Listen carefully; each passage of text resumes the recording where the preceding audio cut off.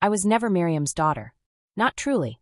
Not in her eyes, not in her voice, not in the way her hand curled lovingly over Ingrid's golden hair and clenched like a claw whenever it touched mine. "You eat because of my mercy," she used to say. Remember that. I remembered. Every scrap of bread, every sip of bitter broth, every night I crawled into the cold ash beside the hearth while Ingrid slept on furs. I remembered. I had been told I was lucky. Taken in. Saved. But mercy is a blade, and Miriam sharpened hers daily. The first time I bled for Ingrid, I was 9. Miriam's hand was quick, the silver knife quicker. She held my wrist over a bowl and let it drip, drip, drip while Ingrid sat straight-backed, lips parted, eyes hungry. Miriam whispered incantations, her voice like smoke in my ears, and then smeared my blood across Ingrid's brow. "Beautiful," Miriam crooned, kissing Ingrid's temple. "Do you feel it, my daughter?" Ingrid's smile lit the room. "Yes, mother." I swayed on my feet, dizzy. Miriam snapped her fingers for me to fetch water. "Not my daughter. Just my harvest." Years passed. Ingrid flourished. She could summon fire with a flick of her wrist, charm crows from trees, make grown witches marvel at her grace. But I knew. I saw the tremor in her fingers when she was forced to cast without me near. I saw the hollowness in her eyes after a ritual, unless Miriam called me into the circle to give again. "You're jealous," Ingrid would hiss in private, her perfect face twisted when no one else watched.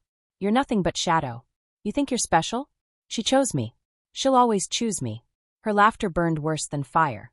One evening, I found Miriam in the workroom, grinding herbs into a fine black dust. The cauldron loomed behind her, vast and iron, its rim etched with symbols too old to name. I had always feared it, the way its belly seemed to pulse as if it breathed. "Miriam," my voice shook. Why do you hate me so much?" She didn't turn. She didn't even look at me. "Because you were never meant to exist," she said, steady as a stone. "You were a mistake, Imogen. A fortunate mistake. The day I found you, I saw the power in your bones and I knew. You were never my child. You were my vessel. My Ingrid's vessel." Her words struck harder than any blow. I should have screamed. I should have cursed her. Instead, I stood there in silence as if my throat had been carved out. She tossed the dust into the cauldron. The iron groaned like something alive. Miriam's smile was a thin blade. At night I dreamed of trees weeping, of faces in the bark crying out for me to run. I dreamed of voices, too soft and desperate, whispering my name. "Imogen! Imogen!" When I asked Miriam about them, she struck me. "Stop grasping at ghosts," she spat. "You belong to us. To Ingrid." And Ingrid, leaning against the doorway, smirked. "I don't even need to steal anymore. You give yourself away." Her laughter echoed long after she left. By the time I was 17, my veins carried more scars than blood. The witches of the coven eyed me with pity, or perhaps disgust. None interfered. None dared cross Miriam. On the night of the harvest moon, Miriam gathered us in the clearing. Torches blazed, shadows leapt, and the cauldron steamed like an open wound in the earth. "Ingrid," Miriam declared, her voice slicing through the night, "is chosen. She will rise as heir to my power, heir to this coven, heir to the forest itself." The witches cheered. Ingrid bowed, radiant, her eyes gleaming like gemstones. "And Imogen," Miriam said, her gaze finally falling on me, "will serve the final purpose she was born for." The cheer turned to silence. I felt the world tilt beneath me. "What do you mean?" I asked, though my heart already knew. Miriam smiled, thin, cold, merciless. "You were never my child. You were my harvest. Tonight you will give everything, so that Ingrid's reign will never be challenged." I stared at Ingrid. My twin. My mirror. She didn't flinch. She didn't protest. She only raised her chin and said, soft but sure, "It's the only way, Imogen. You understand, don't you?" My knees buckled. My chest caved. My throat tore itself raw. "No," I whispered.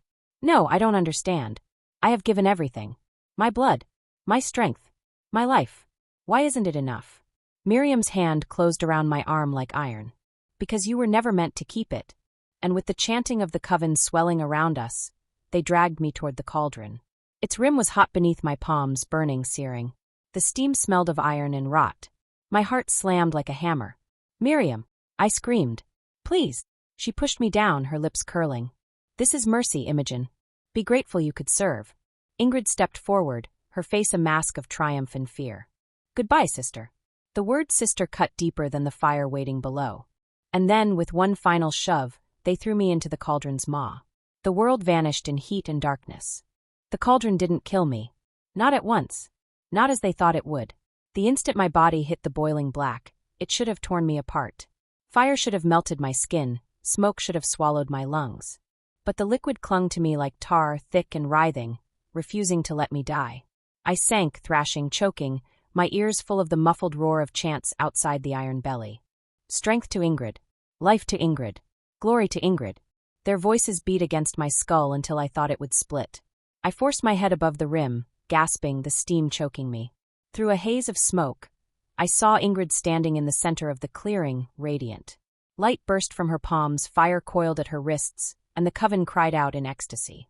"She is chosen," one witch shouted. "Her power is unmatched," another gasped.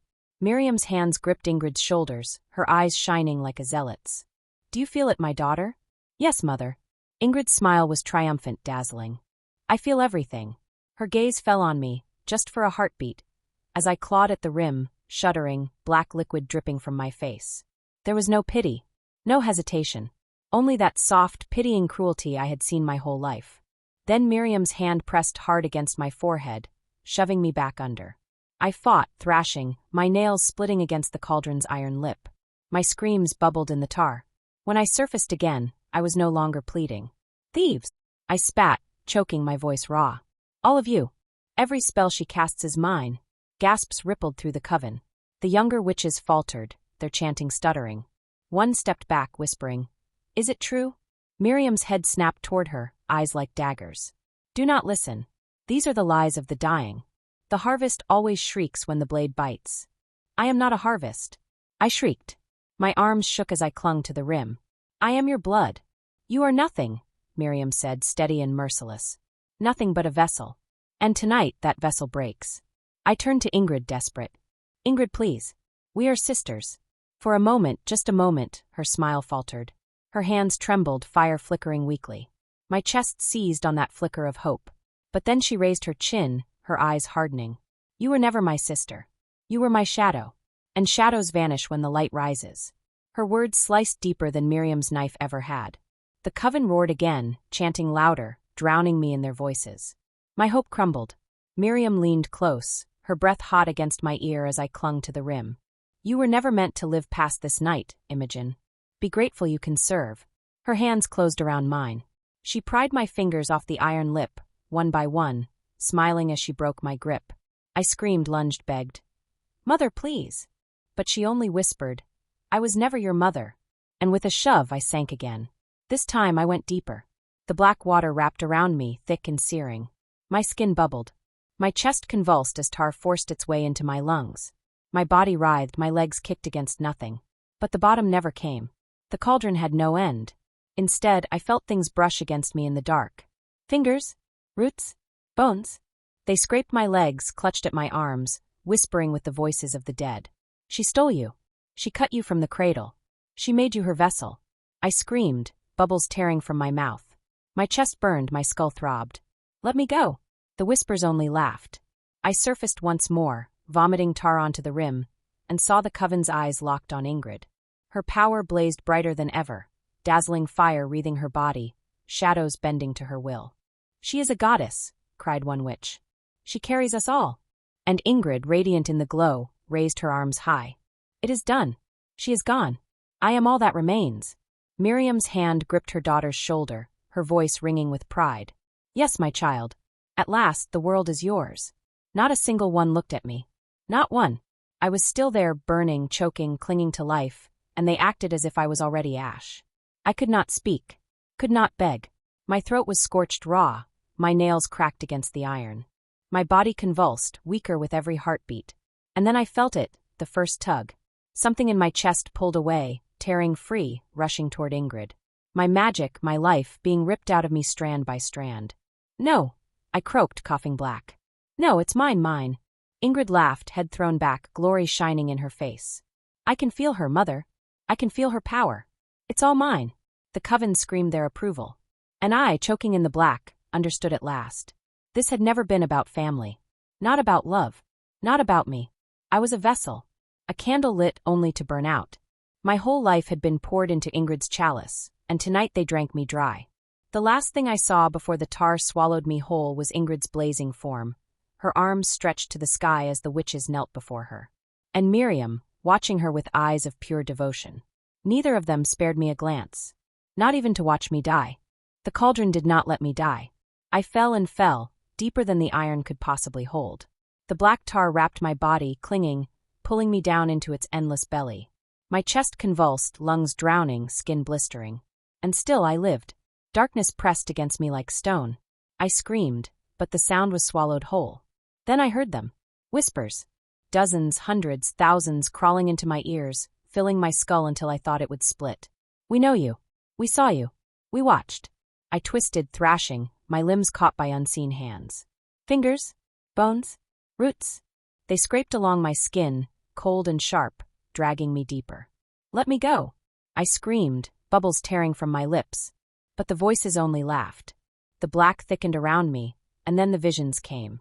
At first, flickers like dreams bleeding through smoke. A small cottage, warm with firelight. A man and a woman bent over a cradle, cooing softly. A baby's fist clenched, glowing faintly with strange light. My heart lurched. The man's voice trembled. She's strong. Stronger than we ever dreamed. The woman whispered, she'll change everything. The baby opened its eyes, dark, hungry, powerful. My eyes. No, I gasped. No, that isn't. The vision rippled. The cottage door burst open. And there stood Miriam. Younger, sharper, her smile thin and merciless. I'll take her, she said, stepping forward. She belongs to me. The parents screamed, begged, fought.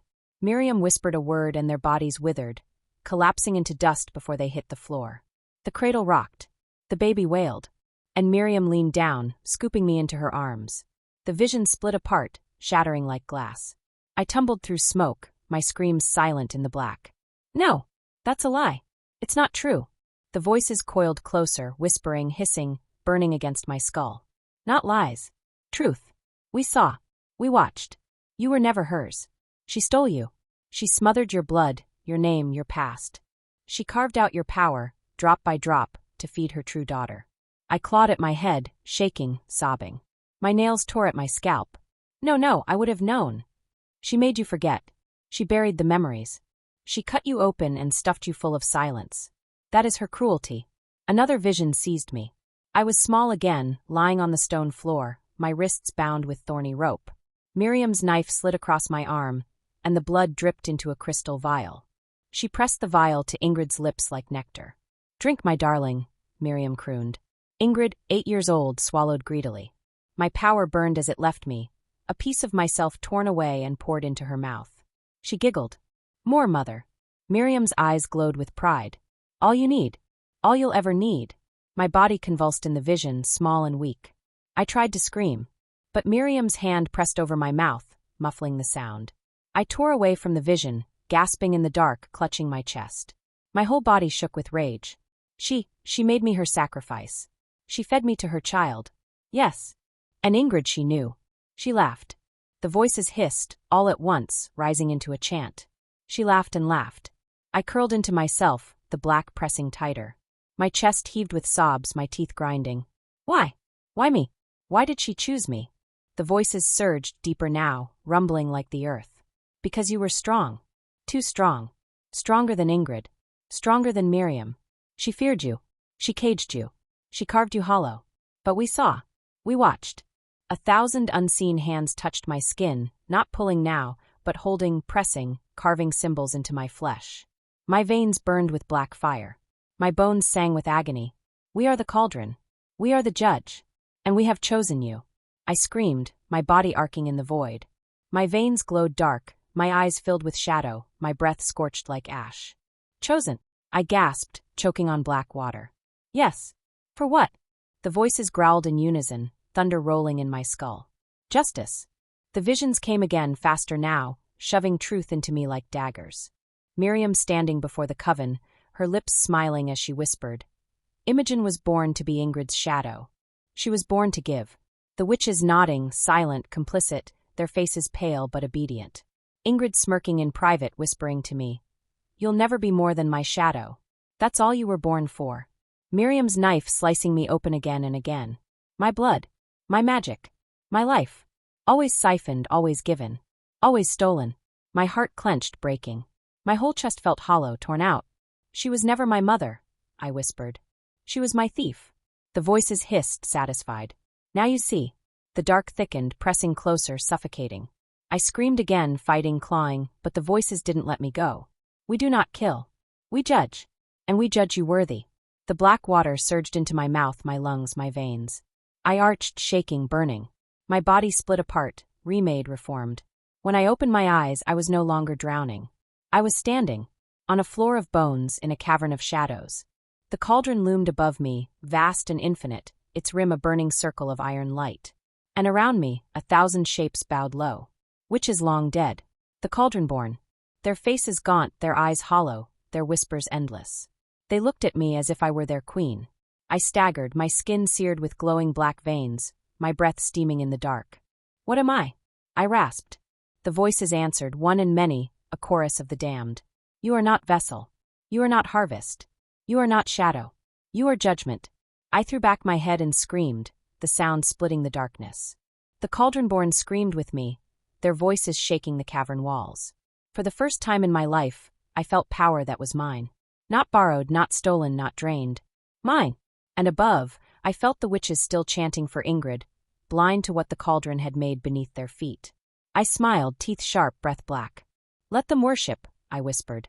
Their goddess is already dead. The cauldron spat me out. I rose gasping, drenched in black fire that dripped from my skin like molten tar. My body should have been a corpse, my flesh torn, my veins empty. But instead I stood taller than I ever had, stronger than the roots of the forest itself. The witches roared their approval, thinking their ritual complete. They thought Ingrid had triumphed. They thought I had given my last breath to feed their jewel. But then they saw my eyes. Not pale green like before. Black as the cauldron's pit, rimmed in red fire. The cheering stuttered, broke, collapsed into silence. Mother! Ingrid whispered, voice shaking. I turned to her. Her hands were raised to the sky, ready to summon flame, to dazzle the coven with the power she believed hers. But her fingers twitched. Sparks flared, then died. Something inside her writhed. I felt it. My magic. My blood. My life. All the pieces she had stolen. They thrummed in her veins like trapped animals, screaming to be free. I lifted my hand. Her body convulsed. The witches screamed as a torrent of black fire ripped out of her chest and into me, each spark a memory, each ember a wound that had once been mine. I staggered, drunk on it, choking, laughing. My power, mine, rushing home like a river breaking a dam.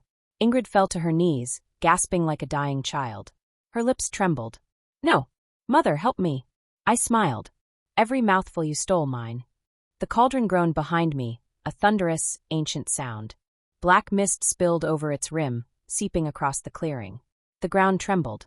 And then they came. Figures crawled out of the mist, twisted, skeletal things cloaked in shadows. Witches long dead, the cauldron-born, their eyes hollow, their mouths whispering ceaselessly. They dragged themselves upright and encircled the clearing, their whispers crawling into the ears of every witch present. The coven shrank back, faces pale, lips trembling. The cauldron-born spoke in unison. We remember. We watched. One witch screamed, clawing at her ears. Another fell to her knees, sobbing. I laughed again, the sound alien in my throat. The familiars came next. Ravens perched on branches began shrieking and plucking out their own feathers. Snakes coiled around their mistresses' throats, tightening. Cats yowled and turned feral, clawing the hands that tried to soothe them. Even the bones of pets long buried dragged themselves from the soil, hollow eyes glowing, jaws snapping. The witches cried out in terror as the bonds snapped, their familiars no longer companions, but executioners. Not yours to command, I whispered. Never yours. Miriam tried to steady them. She lifted her arms, her voice ringing sharp as a blade. Hold fast. This is a test. Our ritual is working. Her words broke into a scream as the chants twisted in their throats. The coven tried to recite protective blessings, desperate for order. But the words curdled. Spells of healing split their own skin open. Charms meant for safety bound their wrists in burning shackles.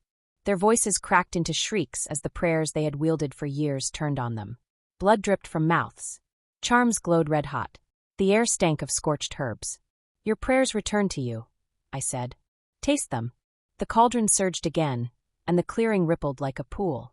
Visions burst into being, floating above each witch bright as fire. Their crimes. Their cruelties. One saw herself leaving a crying child to starve. Another saw the face of a man she had betrayed to Miriam's knife. Another watched her own hands bind me as a girl, holding me down while Miriam drained me. Their victims screamed from the visions, accusing, pleading, damning. The witches clawed their faces, shrieking, trying to look away. But the cauldron gave them no escape. "The cauldron is memory," I said, my voice thunder. "You cannot lie to memory." Miriam staggered forward, her face twisted with fury. This is not justice. This is chaos. She was mine to shape, mine to bleed." The cauldron-born turned as one, their eyes hollow, their mouths opening. The air vibrated with their chorus. Liar. Thief. Murderer. And then the visions revealed her crime. The cradle. The parents turned to dust. Her hands reaching for me, her lips hissing as she stole me from my blood. The witches gasped. Some turned on her instantly, spitting curses, their fear now hatred. I stepped closer, my shadow towering over her. "You were never my mother," I whispered. "You were my thief." The cauldron-born surged forward, skeletal hands clutching Miriam's robes, her arms, her throat. She shrieked, thrashing, but they dragged her inexorably toward the boiling pit. She clawed at the ground, blood smearing her nails. "Imogen, please. I made you powerful." I leaned close, my breath cold in her ear. "You made me hollow. The cauldron made me whole." She screamed until the cauldron swallowed her. The black water hissed, the mist rose, and then she was gone. The clearing was silent, but for the sobs of witches. Ingrid crawled to me, her hands trembling, her face pale with terror. "Please," she whispered. "Sister, spare me. I didn't know. I only wanted to be strong." I looked down at her, once so radiant, so adored. Now she was nothing but a husk, trembling like a rabbit cornered. I placed my hand on her head. She gasped in relief, thinking me merciful. Then I tore the last ember of magic from her, a single burning spark that flickered weakly in her chest. She screamed as it left her, collapsing into the dirt, sobbing broken. I held the spark in my palm, watched it gutter, then crushed it into ash. "Live, Ingrid," I said coldly. "Live with the truth. You were never powerful. Only hungry." The cauldron groaned one final time. Its iron rim sank into the earth, roots twisting around it, pulling it down into the soil. The forest shuddered, every tree groaning, every branch bending as if bowing. The mist rose higher, blanketing the clearing. The witches scattered in terror, some falling, some crawling, some running blindly into the trees. Those who lived bore scars that would never fade. I stood alone in the black fog, the forest bending to me, its shadows breathing with mine. "This forest is mine," I said, my voice carrying through the mist, through the roots, through the bones of the earth. "And it remembers." I emerged from the cauldron's wreckage drenched in shadows, my flesh no longer soft and human, but etched with glowing fissures of power. My hair clung to me in streaming black ropes, heavy with the blood and ichor of the coven's dead. My eyes burned, not with tears, but with an abyssal fire that saw straight through stone and bone alike. The surviving witches fell back. Some fled, but the forest did not allow it. The trees leaned in, roots burst through the earth, vines snared their throats. The forest had chosen. They screamed for Miriam, for Ingrid, for mercy. But there was none left in me. I raised my hand and the air grew sharp, a wind serrated with whispers from the cauldron's depths. They sliced into the witches, peeling away their illusions, their carefully woven masks. What was left were not goddesses of craft, but hollow, shriveled creatures clinging to lies. "Bow," I commanded. Some collapsed to their knees, their faces pressed into mud. Others defied me, spitting curses, calling me usurper, bastard shadow child. I smiled. The ground split beneath them. Thorned roots lashed upward, spearing through rib cages and mouths, hoisting their twitching bodies into the air like grotesque trophies. Their blood rained into the soil, and the earth drank greedily. Ingrid's voice cut through the slaughter. "You're nothing without me," she shrieked, her once proud voice now fractured with fear. "You were always meant to be a vessel, Imogen. A hollow skin to pour greatness into." I stepped toward her. She scrambled backward, her silver hair muddied, her face streaked with soot and blood. Her beauty cracked under terror, revealing the spoiled child beneath. "Then let me show you," I whispered, "what it is to be hollow." With a gesture, I pulled the breath from her lungs. Her chest heaved, her lips opened and closed like a fish gasping on dry land. Her hands clawed at her throat, her eyes bulging with betrayal and disbelief. I pressed my palm to her sternum. The cauldron's voice echoed through me. "She took what was yours. Take it back." Her scream never left her throat. I siphoned her magic, every stolen ember, every drop of my inheritance Miriam had fed her. It poured into me in a searing torrent, and Ingrid collapsed in the dirt, a limp doll with nothing left inside. "Daughter," Miriam hissed, still standing though barely. Her hands shook, her face pale as parchment. Don't do this. You are what you are because of me. Because I raised you. Because I gave you purpose." I turned on her. My chest heaved, drunk on stolen power. The forest's shadows coiled around me like wolves awaiting command. "You gave me nothing but chains," I spat.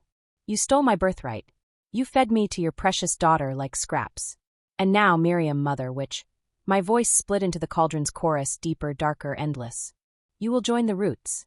She tried to summon flame, but the sparks fizzled. Her own coven's magic had deserted her. I reached out and the trees obeyed. Their bark cracked, their roots writhed up like serpents, wrapping around her limbs. She screamed as they pulled her down into the soil. I watched her face sink beneath the earth, her shrill voice swallowed by dirt. Her body thrashed until the last of her was consumed, dragged into the forest's bowels. The earth closed with a shudder, sealing her fate forever. The clearing fell silent. Only the groans of dying witches and the hiss of blood in the soil remained. I stood in the ruin of the coven, and for the first time, I felt whole.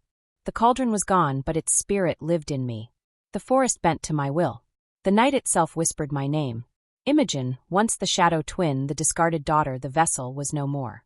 I was something greater. Something terrible. I lifted my arms, and the trees bent low as if in reverence. The air thickened with my power, the kind that made even beasts slink into their dens and never howl again.